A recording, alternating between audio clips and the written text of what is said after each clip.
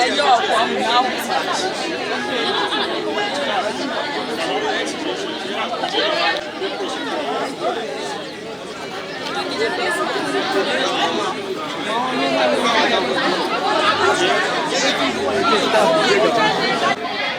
Bussa, well, the breastfeed is getting. The breastfeed down. No.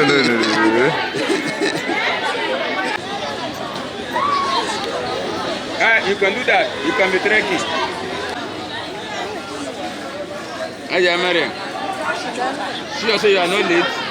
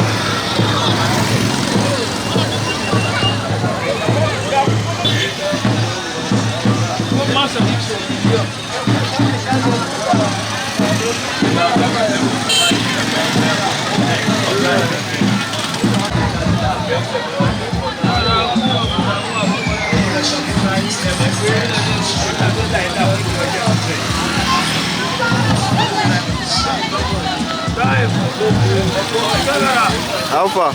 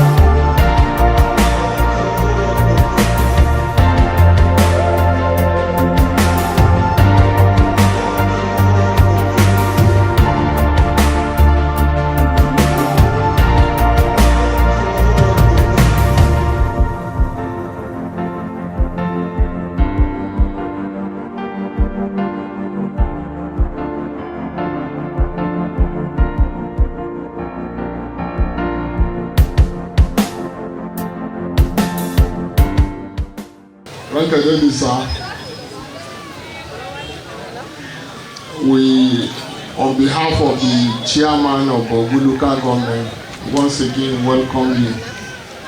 If you recall, today is this week, the first week of August every year is earmarked to celebrate the World Breastfeeding Day.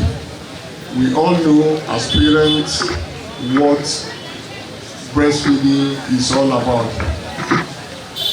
So the United Nations Declaration sets aside this day for us to celebrate our mothers and let them know the significance, the importance of breastfeeding to our baby. Our guest speakers here will tell us more. Mine is to welcome you so that we will listen very well. I want to urge you, especially the people who were here for our mothers, please endeavor to listen very well what the subject matter is all about. I pray and I hope that as we come here safely, Allah subhanahu wa ta'ala will guide us back to our respective destination.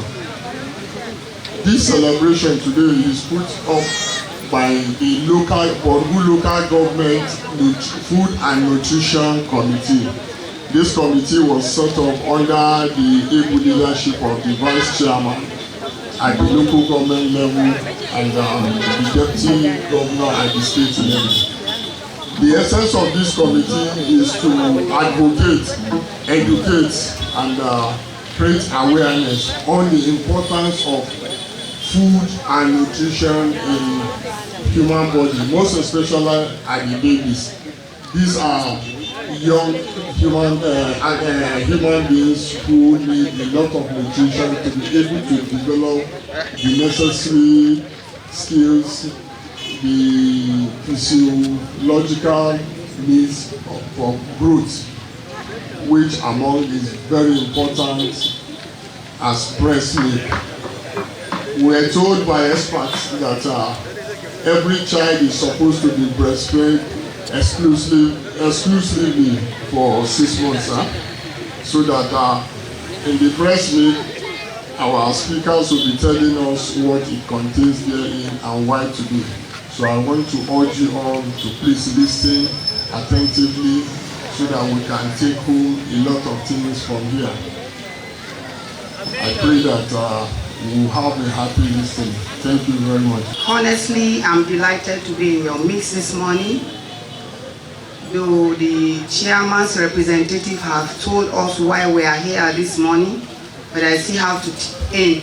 And I'm going to speak as the wife of the chairman, not Director PAC. I want to vibrantly say that we are blessed in Borgu local government. We have people that are always supporting us in so many programs.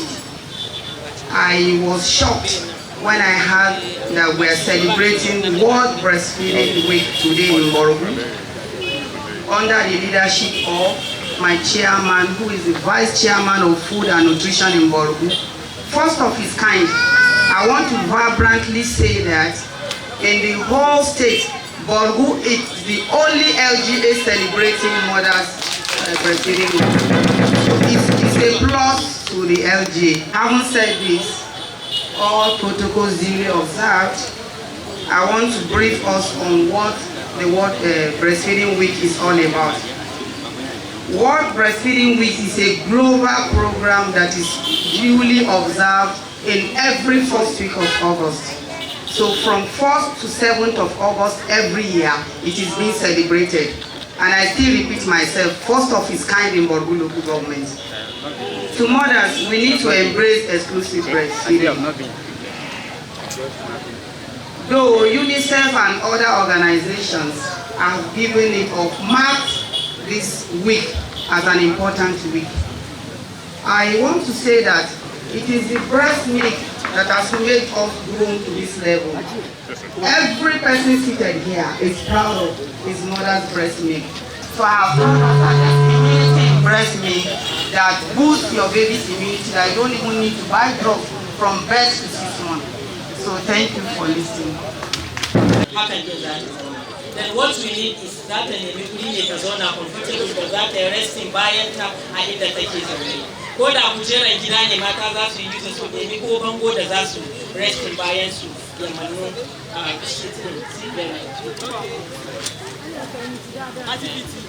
so surgery by then she will now hold her baby very firm.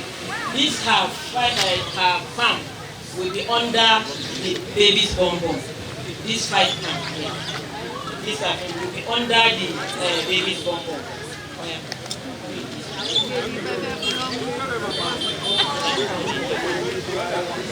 Sorry. So kuna gani ko? Kuna hannaye biyar din ga. Use the second hand to position her breast. These 4 fingers, 4, she is it and then under her breast. These 4 fingers, these 4 will be under her breast. Then the big thumb, she is it. Most of our mothers suna yin wani da muke ce ma scissors method. Sai su yi haka su ce suna ba yaro. Where the nipple would be in between her fingers. Ba a so haka ne. Yaro ba zai samu result na exclusive breastfeeding. Definitely wannan 4 fingers ɗinta zai ta nan a ƙarƙashin nononta, then the big thumb will be on top of her breast. Ko mun gane? Yaron ma da aka rike tukunna kafin ma uwar ta ce ta kai nono a baki already ta riga ta buɗe baki ta. In dai har aka yi mata irin dukon ga yarinyar ko yaro ta san me ake son a yi already the mouth will be widely open da zai kama gaba ɗaya da nipple har da areola. Abu da muke ce ma areola shine wannan bakin layi da ke bakin nonon uwa idan ta haihu. Ko mun gane ko? So a nan ne za ku samu results in exclusive breastfeeding. The baby will be looking very plumpy and healthy. Da wuya a ce yaron nan yau gobe jibi ana zuwa hanya asibiti ko wani lokaci. Idan aka yi 0 water for the period of 6 months, that child will be looking very plumpy and very healthy. Breast milk is very important. That's why the World Health Organization usually stresses on it. There are many advantages to breastfeeding, and this year's theme, every year, they usually bring out a theme for the year. This year's theme is closing the gap, breastfeeding support for all. That's the theme that was adopted for 2024. So everybody, we should close the gap of breastfeeding because some mothers still do not breastfeed. And for us in our area, there are so many people at home that are even more than our health workers. We have traditional nurses and doctors at home that will tell you that don't worry, the baby does not need breast milk. Add water, give dry water, give this, give that. And at the end of the day, we are causing more harm to our babies. And some too, they will keep giving babies all this agbo, what they call agbo in Yoruba. It's herbs, which is also not too good because they are toxic for the baby. Now, advantages of exclusive breastfeeding. I will talk about the advantages for the mother, for the baby, and lastly for the father. For the advantage, our director here has mentioned some things, but I'll still just quickly run through. Breast milk is an optimal nutrition. That means it's a complete package on its own, a complete nutrition. It provides the perfect balance of nutrients that are essential for baby's growth and development. Breast milk is the best food that a baby can easily digest. Any other thing, a baby, because their intestine is still very, very soft. So breast milk is the best thing they can digest easily. So it's easily digestible and it's tailored to meet the nutritional needs of the infants at that period. Also, as she has already mentioned, it's also an immunity, it's an immune support for your babies. Medically, a baby should not have certain disease at the first 6 months of life because baby is getting the immunity from the breast milk that is required. Breast milk contains antibodies that helps to protect babies from infection and illnesses. And breast milk, once it's given, we know it's natural, it prevents diarrhea. And one thing that we should take note of, diarrhea kills a baby faster because the greater percentage of their weight is also water. So breast milk that you are giving them provides the nutrients, provides water for them, and it prevents them from having diarrhea disease. Also, the third point here is that it promotes healthy growth and development. Babies that are exclusively breastfed, you know, the primary health care people usually give us a card, and there's a graph that is here. Your baby's weight ideally should increase over the months. So breast milk promotes healthy weight gain for a baby. It lowers the risk of obesity in childhood and later in life, and it also supports their brain development. Most of the brilliant people that you see now, if you go back and ask their mothers exclusively breastfed them when they were still small, because those are the things that promote nutrition and development. Let me tell us, all those artificial milk, naan and everything, is not from human being that it was produced. It's either cow milk or artificially produced, and they introduce all those artificial nutrients too, which is not even too good for our babies. Breast milk has the right balance of everything. Disease prevention, that's the first point. As she has also mentioned, it reduces the risk of cancers, reduces the risk of sudden infant death. At times, babies are not exclusively breastfed because their immunity is reduced. They can die easily from even common illnesses that can kill. And it lowers the risk for the mother in developing cancer and type 1 diabetes. Also, as has been mentioned before, it promotes emotional bonding.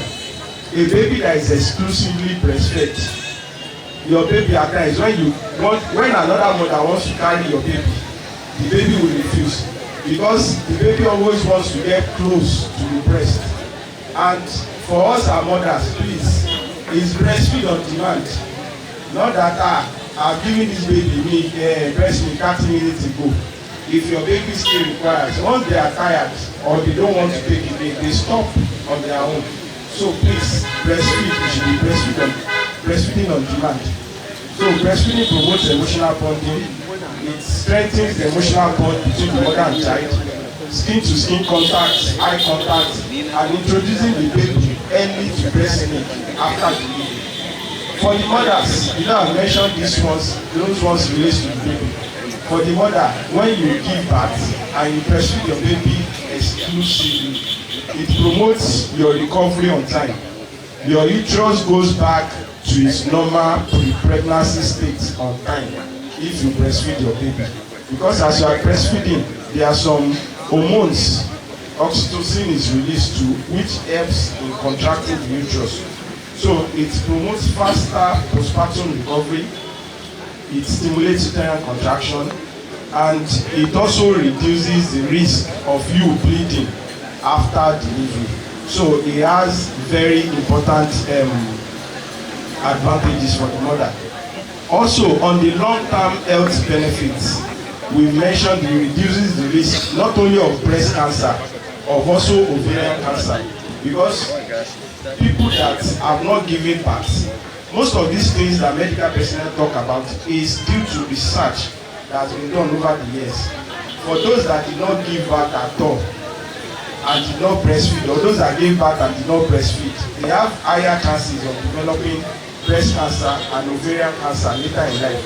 So it's a long-term health benefit if you breastfeed your baby. It also reduces the risk of you having cardiovascular disease or osteoporosis later in life. Osteoporosis is when you get older and the calcium in your bone reduces, so the bone can break easily. But if you breastfeed your baby, it reduces your risk of developing these things later in life. And also another important thing, you know, when you are pregnant, naturally you gain weight.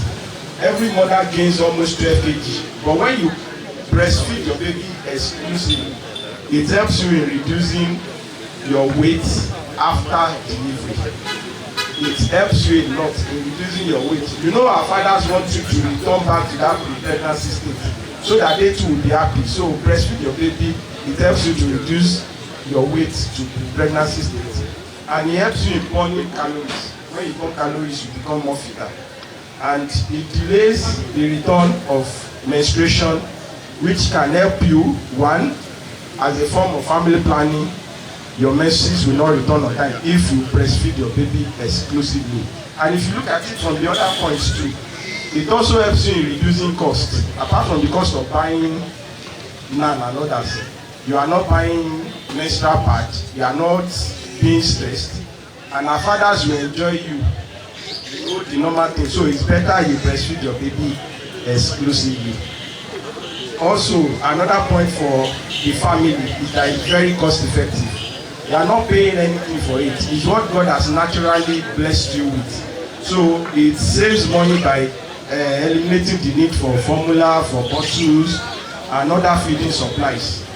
It is more stressful if you want to be using NAN, because one, you have to sterilize the thing, sterilize your bottle, sterilize all those things you use, and you must always wash your hands so that you don't introduce infection for your baby. It eliminates the need for other formula foods. It reduces healthcare costs, because even when you breastfeed your babies exclusively, your baby will not be sick. You too will be very fit. So you reduce the burden of illnesses that occurs in mothers, and also you reduce the pressure you give our healthcare facility for attending to you.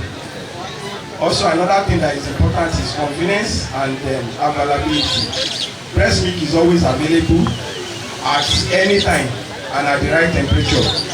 If you are using infant or formula feed, that means you have to carry the thing from your house, carry flask, carry water, carry everything. But your breast milk is always available with you. You don't need any other extra package. That's the thing, but it's always available, and there's no need for you sterilizing your breasts or preparing feed. So it helps you a lot if you breastfeed your baby exclusively. It helps you a lot as a mother. It reduces your stress. And for our fathers, it has a lot of benefits too. Apart from the important one, which is saving the cost of buying infant formula. How much is NAN one now if you want to buy? And a baby can finish NAN one within a week sef. So you can imagine for our fathers, if you have to be buying something like 7,000 and the baby will finish it in 3 days. Not to now think of other costs. How much is Pampers now? You know, we are not using Huggies again. We either use Muffins and other ones. So Pampers is expensive, the babies pass through. So for our fathers, it also helps to reduce the cost of us spending more money. We have spent money on delivery, we have spent money feeding our madams, and at the end of the day, if you have to be using money on infant formula again, it is more expensive. I hope all mothers here would know that you have the support of everybody, and you should breastfeed your baby exclusively. every other thing can come after the 6 months. And for our fathers, I even forgot, in that 6 months, you can be saving for the food that the baby will be eating after those 6 months, because after 6 months, the breast milk may not be sufficient enough for the baby again. But other things that we should just talk about briefly is that there are some conditions that a mother may not be fit enough to breastfeed the baby.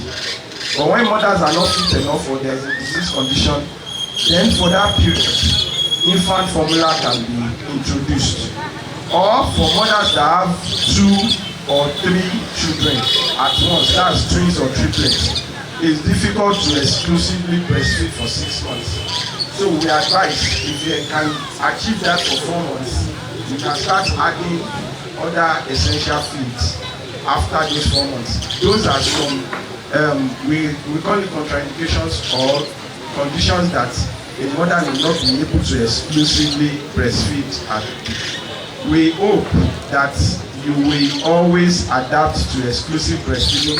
And remember today, for good, that today we have listened to a lot of lectures and we have listened to the benefits of exclusive breastfeeding, and we urge all families to support our mothers to achieve exclusive breastfeeding. Thank you very much. Iyaye ya haihu a gida sai a ce a kar ki bada nono domin sai an wanke miki nono, sai an birga nono tuku. A wajen birga nono za a tatse wannan cholesterol din sai a zubar da shi. You can go closer. Oh, mai yawa magana hun bisa yawa. To, wala di, alike kun ba san a tuwa hun da mai yaji waje. So, wannan cholesterol da muke faɗi, in mace ta aihu, in an tatsa ka gan shi kamar ruwan milkin famfo na madara, haka yake fitowa. Wannan sinadarin yana da amfani ga yaro saboda yana kare shi da na zawo da amai da ciwon haƙarƙari da sauransu haka. Wannan yana kare yaro daga wannan. Saboda haka da aihi yaro ana so ki sa yaro ga nono ki sha nono. Kwata-kwata minti 30 daga aihuwa, idan huta yaro ma ya ɗan huta, sai a ba shi nono ne.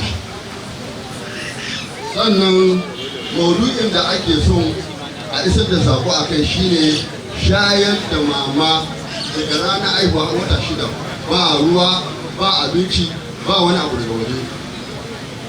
Kin ce me yasa ba za a bari ki ba ɗanki ruwa ba? Nonon nan da kike tare da shi yana ɗauke da ruwa, kashi 75 bisa 100 na nono ruwa ne, sauran ne abincin nono. Saboda haka maganar ruwa bai taso ba. Yaro yana da ruwa a cikin nonon nan da zai sha. Wannan ke. Sannan bayan haka shi yaron kuma kasancewa yana kusa ga uwansa kowane lokaci, tana shayar da shi, yana ƙara dangon soyayya tsakaninta da ɗanta. Shi yasa ake son kowane lokaci kuma yaron ki kamar wanda ita take ta nuna mana nan, ki ba shi nono a zaune, ba wai kina tafiya kina ba shi nono ba. Yaro ana shayar da shi kafa na lilo, ana tafiya da shi, a'a ba haka ake so. In yaro ya nuna yana so nono, ki zauna ɗan minti 5 goma ki ba shi nono. Sannan nono na kuma guda 2 ne. In an ba shi na farko ya sha, kin ga ya sha ya ɗan ƙoshi, ka ba shi na biyu ya ƙoshi. Da ya gama shan na farko kin sani sai ki ba shi na biyu. Nonon nan nashi ne, saboda ka ba shi sha abin shi. In ma kin bar shi zai ɓata miki jiki, zai ta yoyo ne. Maimakon ki bar shi yana yoyo, ki ba mai abin sha abin shi. Wannan ke. Sannan wannan feeding bottle din bai da amfani gaba ɗayanta, saboda ƙarshen ta in ana mata feeding bottle nan ne infection zai zauna, wato cuta zai zauna. Saboda ba za ka samu ki wanke shi 100% ba. Dole za a samu wasu abin da za su lullube a jikinsa wanda zai cutar da yaro. Wannan kenan. Mata kuma waɗanda suke ma'aikata, zai yiwu kila an ce exclusive breastfeeding, zai yiwu ta ce kila ita tana aikin gwamnati ba su samu ta zauna da yaro 24 hours a gida ta ba shi nono. An yi yadda mata ta tatsa nono nan nata ta zuba shi a cikin kwaf ta ajiye shi, ko da tana da nani ne mai hankali a samu cokali wanda za a taba yaron na nono. In kinka tatsa nono kika ajiye shi zai yi awa 8 at room temperature wanda lalace ba. Awa 8 zai yi aje wanda lalace ba. In kuma tana da refrigerator ba fridge ba fridge ba refrigerator wanda zai mai kake temperature na wannan nonon naki har lokacin da yaro zai sha har zuwa dawanki ya zama exclusive kenan. Ko da ba ki gida a matsayin ka na ma'aikaciya yaron ki yana ne yana jin daɗin wannan shayarwa na exclusive breastfeeding. Allah ya taimaka. An yi maganan curuta wanda za su iya faruwa in har ba a shayarwa, kamar ciwon kansa na mahaifa, ciwon kansa na nono. Matan da suke guje ma shayar da yara suna samun irin wannan cututtuka. Saboda haka kun ga wannan abin da ake shayarwa din amfaninsa ba ga yaro kawai yake zuwa ba, yana zuwa ga su ma uwaye. Sannan kuma bayan haka akwai natural family planning. In kina shayarwa ba za a samu unwanted pregnancy ba, domin yanzu kin haihu bayan wata 3 ko 4 kina tare da gidanki an samu ciki sai damuwa ya shiga. To ga shi ya shiga ya zamu yi kaza a je na a faɗa ma wannan bokan, a je na faɗa wannan likita. Ƙarshen ta a je wajen zubar da ciki a rasa uwan, ba mamaki a rasa ɗan tun da ba nono za a shi. Saboda haka shi wannan yana taimakawa ya hana samun juna biyu a cikin lokacin ana shayarwa da ya kamata. Yana da natural family planning abin da su biyu da cikinsa. Domin akwai artificial wanda ake bayarwa shine su progesterone ne, su waye abin da neurosteroid da sauransu. Akwai suna da side effect nasu. In ba hankali ba in kina an san wayannan yana yiwuwa ki samu side effect na pills da sauransu, ko ki samu spotting, kina samun bleeding lokacin da kamata ba. Sai ga cikin wata guda kin yi haila sau 2 ko sau 3. Wasu na samun wannan, amma kun yi wannan zai taimaka muku ku samu natural family planning tsakanin. Allah ya samu dace. Wannan ma'aikata an sa mata suna MC Maternal and Child Health. Mata da iya yara ana kula da lafiyar su ne a nan wurin. Saboda haka dole mu isar da wannan sako. Wannan wurin ana kawo alluran rigakafi. Dole mu isar da yin sako gare ku. Kowane wata ana ba yara alluran rigakafi.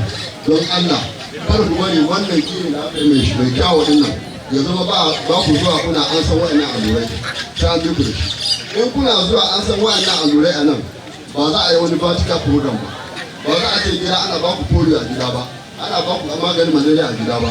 Kuna kula da yaran ku kowane wata kuna zuwa ana ba ku rigakafi, za a ba ku kati. Yaron da ya gama za a ce ya gama an sa alluransa, ke ma za ki ga amfani abu. Don Allah ya isar da wannan sako mu amfana da wannan abin da aka kawo mana. Kar mu bar wurin da yana zaune ga likitoci barkatai suna jiran ku ba ku zo ba. Don Allah mu sa ido, kuma muna fata Allah ya kare da baki da Allah ya taimake mu da ce abin da zai isarwa kenan. Allah kuma ya sa mu dace. Na yaron nawa yake. Ya dan zagaya. Ga wallah kan shi ne kuma ba saboda an ce ka zo maka kallo da jikin ka. Kai ka ba da ruwa ki ba da ruwa ka ba yaro ruwa. Ya za ki ci karan ba yaro ruwa. Ka ba yaro ruwa yanzu. Zamani ya Wa alaikum assalam yaro. Sannu fa. Lafiya lau. Lafiya lau. Sannu ku. Ya ku lafiya. Sannu ku. Sannu ku. Sannu ku.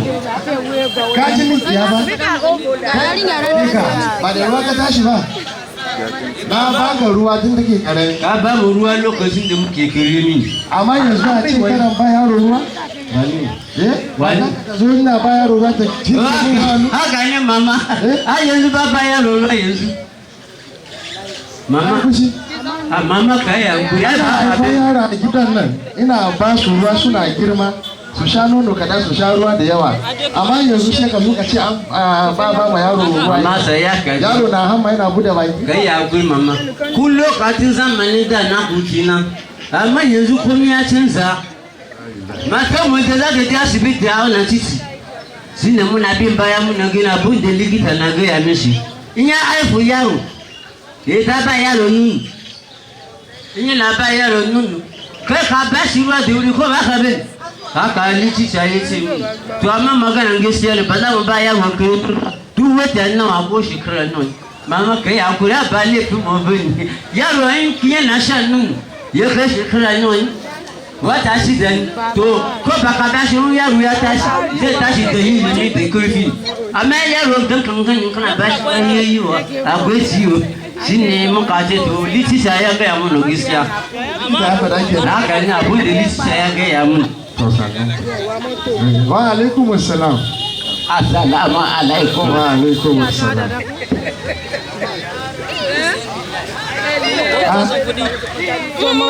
yawa ina gajiya ya kwana ya jama'a wanda ba mana lamu sannan mu ka gajiya sannan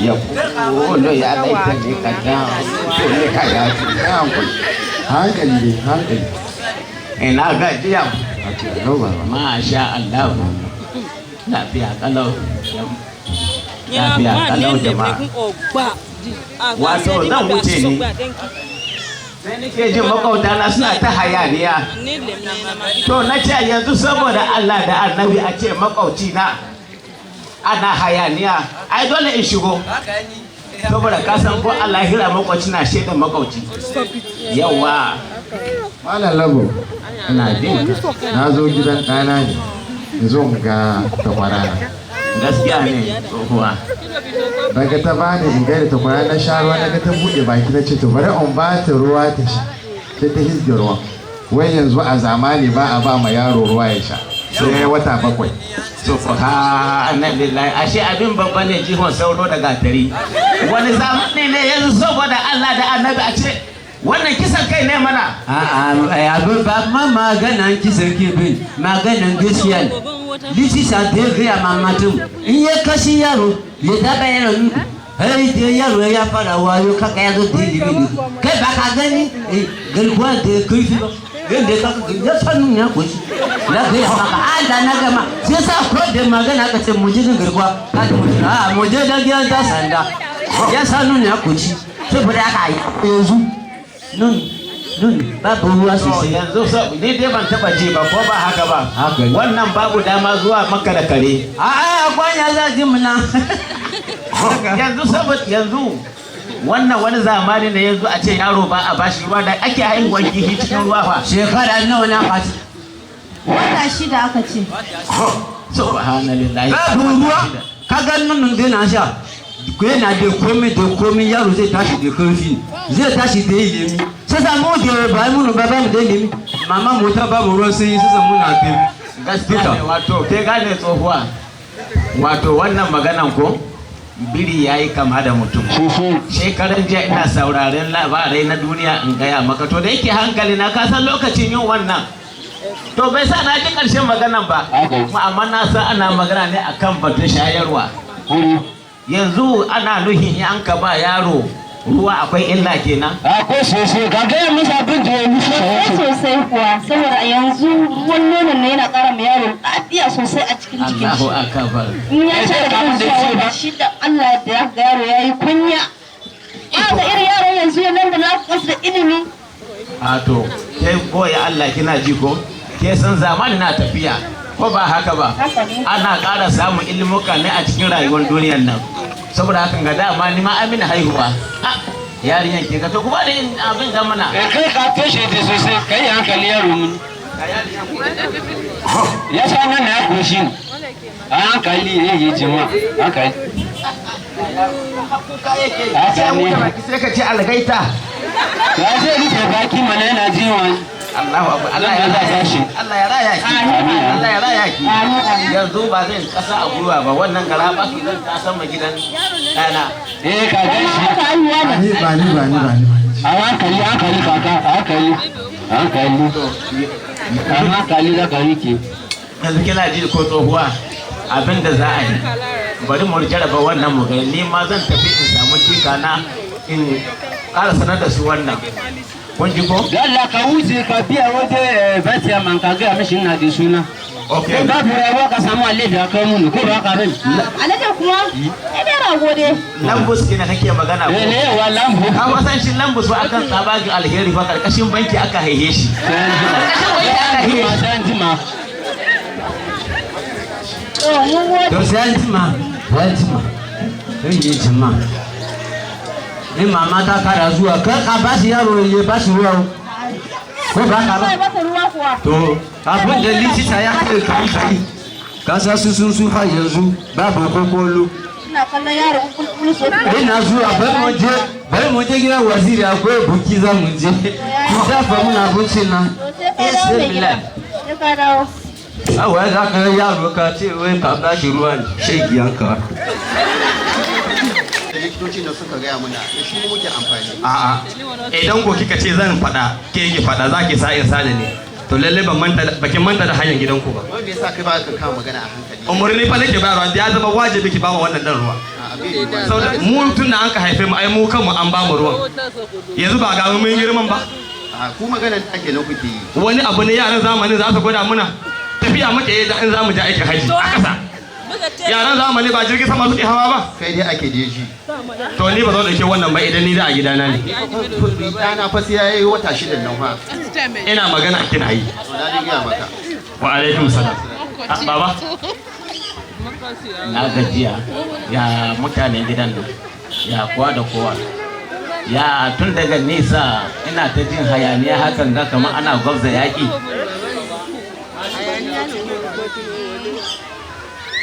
lallai baba na shigo gida na zo na cin mata tsaye kuma yaro na kuka na ji da ya kamata a bamu wannan yaron ruwa amma za ta zo ta tsaya har tana sa isa da ne in faɗa ita kuma ta faɗa ai ba da ku da ba koya mana haka ba ko Na yi ka gaskiya ne mana ko da nake zuwa a ba da shi auren nan ba zan yi ta ba ga ka matsa mu na tukuna ka san wannan doro da ka gani ba sai a ne na yi ba ba an sha ruwa ko ana jariri kenan to abin da ya faru in gaya maka wani shekara ne da aka aikin haji in gaya maka jirgin sama da runtubo sai bisa bayana na shi ne ya kawo mini wannan abin ba Allah ta baka ka sha ruwa tun kana jariri yanzu magana da kuke sa'in sa kai da mai ɗakin ka ina baba yanzu na ta hito gidan baba Lado gaskiya ne da wannan ra'ayin na ka shine ra'ayina baba kaga abin ya zo guda kenan bai zo guda ba yanzu an samu ci gaba kana ji ko na samu bayani gamsashe cewa in an ka haifi jariri kada a kuskura a bashi ruwa a bari sai ya yi wata 6 amma baba kana ganin wannan ba maita cikin ta babu maita ba maita kana ji ko saboda shi wannan ruwan nono nan kamar yadda aka gamsar da ni daga ciki yana dauke da sinadarai masu dimbin yawa kuma yana a cikin ruwan nonon din baba na ji sabon lamarin yana dauke da kuma abincinsa daga Allah ka gane ko sannan kuma yaro kwakwalwansa zai bude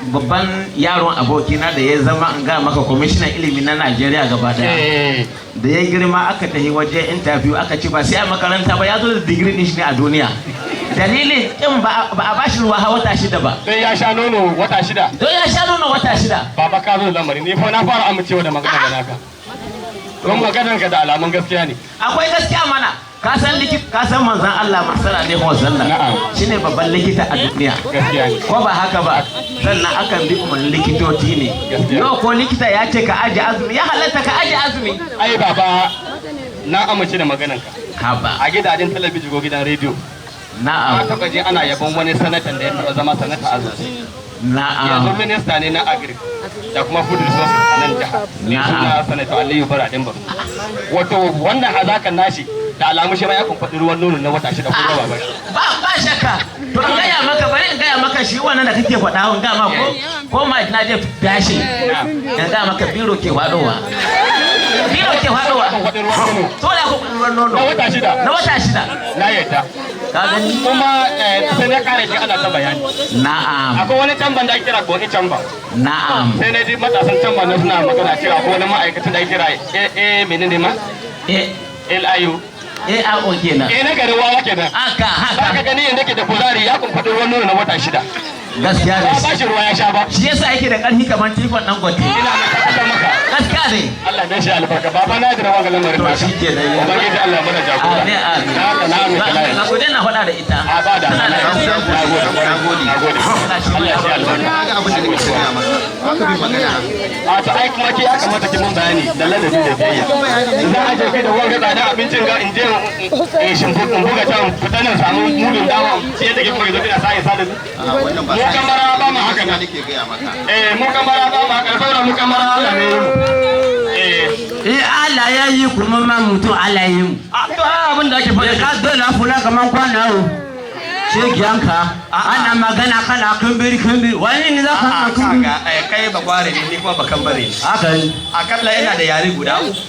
Da an suka gani dole su nuna. To ni na da 18. To amma kuma ai naka 18 ne. Kaga ba bushe. Kaga ba bushe mu. Kaga bari. To duk yaran mu ne da ba da kare. Wa'annan mutane idan har za mu zauna sai su kasance suna tsaye. Allah ya jaza mana kai ne sa nayi tuba. Kariyan ba ka yi tuba ba. A nayi tuba. Allah kariyan. Mai tambaye ki sauran ba ya tambaye ni kai waina. Ya sauran ba bushe. Ya ki sauran ba bushe ka ka bani. To ai Yana kallon ka. Ko na kallon ka. Ai jikan mu ne shi ai. Shegiyanka. Shegiyanka. Ka kiri ka magana. Garkuwa nan na. Ai. Yawa. Ai faɗi shi baba garkuwa ai ba zan ce wani abu ba shi Ka ce manna. ya sha nono wata 6 Ya gaji. ai ta dan taka gare shi da hazaka ka ubangiji Allah wa Najeriya albarka Amin. Amma kan. Barka. ya sani baba barka da dawowa san da kokari saboda Allah ashe kuna nan tsaye har to baba baba ba rigima bane yanzu mun fahimta ne kaga yanzu ko a gwamnatin Najeriya in zaka shiga aikin sojan ami to ɗaya daga cikin abin da ake bincika a jinin mutane in aka fahimci ka sha ruwa tun baka wuce wata 6 ba Kaga ba za doke ka ba. komanda amini ni da shi muka zo na ya gaya min wannan to yanzu na gaya maka sai ka gaya matasa da iyaye uwaye mata a dina ba ma ƴaƴa ruwan banza Sai dai ruwan nono na wata 6 saboda in suka je neman aiki za su samu aiki a cikin sauki gaskiya ne. Kada ba sa haka sau. Gaskiya ne. Ka gane ne nan ku fa tsohon soja ne. A lokacin da aka yi ni in gaya maka.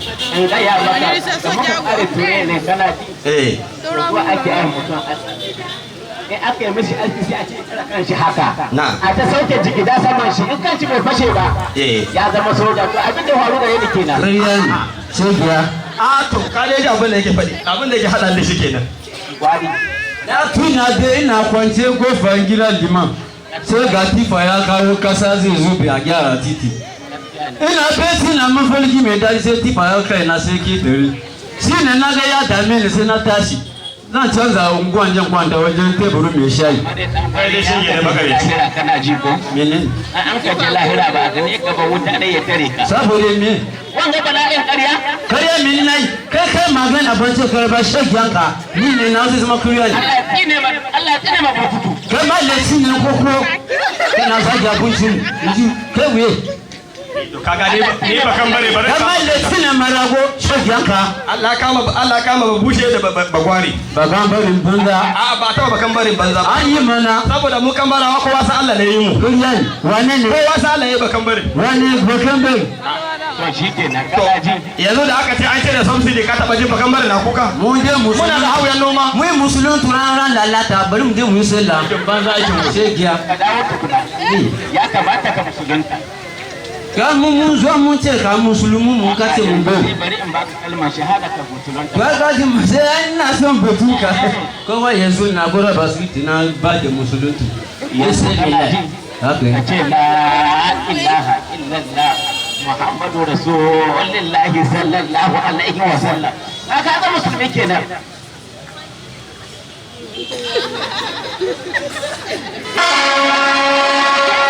Allah salamu alaikum.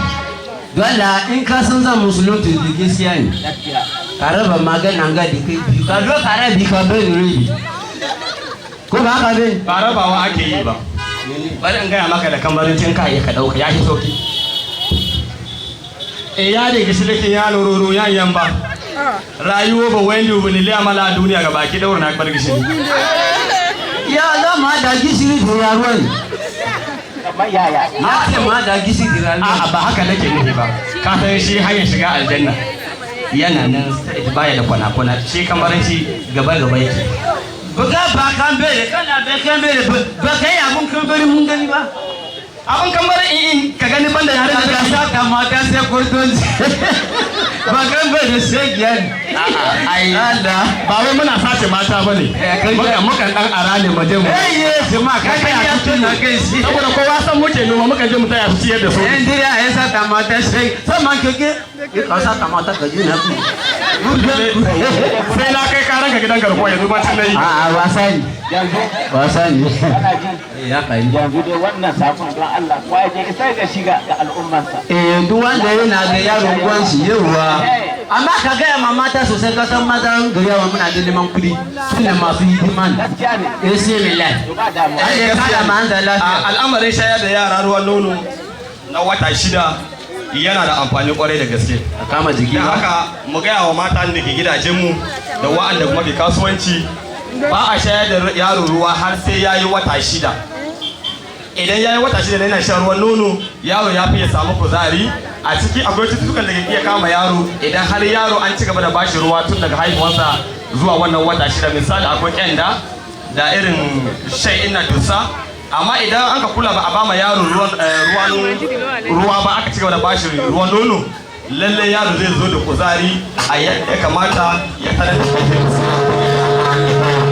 kullum idan ana ba da health talk tana saurarawa har ta haihu ta iya nuna mini za ta yi wannan kowane lokaci ta zo muna educating ɗinta still akan exclusive breastfeeding so ina so za ku ga results in exclusive breastfeeding ɗin da don ta cancanci a yi matsalar nata kyauta a yau.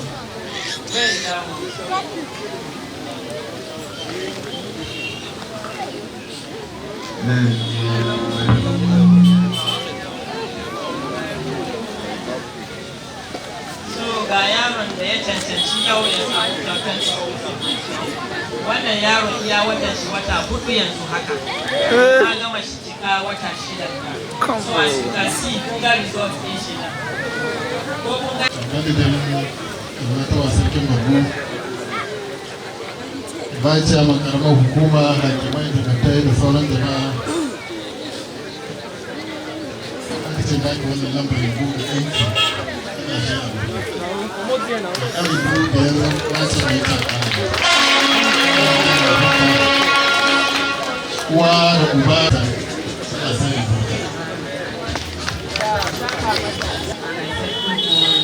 I want to really appreciate the organizer, the chairman, the area for giving us this opportunity. Breastfeeding is very important. As the earlier said, I think they dwell a lot on this breastfeeding. And if you observe, everybody has come up with something that it prevents infection, When you exclusively breastfeed your child, it prevents infection. You know why they say it prevents infection? When you give this breastfeeding, only breastfeed your baby, there is something we call membrane, who lies the organs, all the internal organs. If you are breastfeeding your baby alone, it doesn't break. It doesn't break. But immediately you introduce water, it breaks the membrane. And when there is break between the membrane, that's where the infection will set in. And that's why you see some parents who say, my children are having this tooth problem and all. So please, let's encourage each other. Let's give our children breastfeeding. And that's why you see nowadays, they will say, because at least they have gotten enough of breastfeeding. We want to appreciate each and every one. I want to appreciate the mother that's just exclusively breastfed her baby. Thank you very much, and we hope you encourage others to do the same. Na kama wanga lokaci da faɗakarwa da aka yi mana musamman ko iyaye akan shayar da nono uwa da yaya da muhimmancin kuma da inganci. Mun gode Allah da ya kama da lafiya muna fatan Allah zai bada kowa gida lafiya bayan gama. Muna fatan wanda lecture koko karatarsuwa da aka yi mana iyaye musamman za a yi amfani da shi. kuma idan aka koma gida wanda ba su zo nan ba da Allah ya kokara fanda kada su mu koya musu kuma Allah ya iya mana Allah ya kara mu lafiya kuma lafiya amin saboda kuma da Najeriya Allah ya kara mu kuma lafiya amin abin da ya fi mu karfi Allah ya maganta mana su amin amin jami'an tsaro da manyan jama'an namu suna zuwa suna sake kowane lokaci da tabbata an zauna lafiya Allah ya taimake su malam muhimmancin wannan shan nono da muka ji abin ya yi min daɗi na ce ba na tsoho ba na goma shan nono na ban manci ɓare da gaske a shi aka sai magungunan da muke sha yanzu na saboda karancin shan nono ne kuma ma'ana wanda ka samu na Allah ya ɗiga mana Allah sa a gama lafiya amma da dai mai mata sarki Borgu ƙaramin hukumar ciyaman ba ke mai daga kai ɗan uwa na ƙarfi da maza da mata Allah ya sa mu zama lafiya Allah ya mana kare mu lafiya da mu lafiya sannan da kowa ke Allah ya sa mu albarka da mana kowa Allah ya kawo mana masu albarka da na ji sabu ya fara roƙon ruwa sai Allah ya mai ta mana assalamu alaikum wa rahmatullahi wa barakatuh. Well, my call to the parents generally is to adopt this system they are talking about. It was discovered that the child that is breastfed properly is prone to having immunity to several sicknesses. So the important cannot be overemphasized. My position as the chairman of Borgu Local Government Food and Nutrition Committee, I'm happy because it has raised a lot of consciousness, a lot of awareness. What we don't know, we have known it. And the mothers who are the target audience have heard that this thing is very important to breastfeed the child, most especially exclusively. But where there are issues, you cannot do that. There are other means. So it means that breast milk is very, very important. And you can see that is why every stakeholder here has come.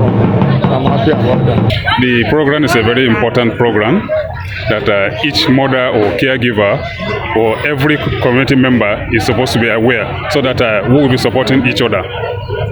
And what is your call to the parents, the mothers of breastfeeding mothers?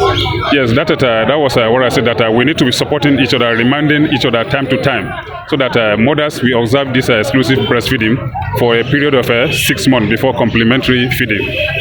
In fact, the breastfeeding itself, it is the act of nurturing that offers a lot of benefit to both mother and the babies. That is the breastfeeding itself. Then exclusive breastfeeding, it's zero water, completely breastfeeding your child only with breast milk without water for the period of 6 months. And we are going to encourage and support mothers to exclusively breastfeed their babies from birth till 6 months. Honestly, I'm delighted, and I will keep on saying it, that first of its kind in Borgu local government to celebrate World Breastfeeding Day. World Breastfeeding Day was celebration every year, but it has never happened. But I have every belief that inshallah, with the caliber of people we have in the cabinet, this World Breastfeeding Week will always be appreciated in Borgu, inshallah. I didn't expect it. When they called me, I thought that maybe it's another person. I always breastfeed. All my children, I breastfeed them. I don't used to even give them milk. For 6 months. Inshallah.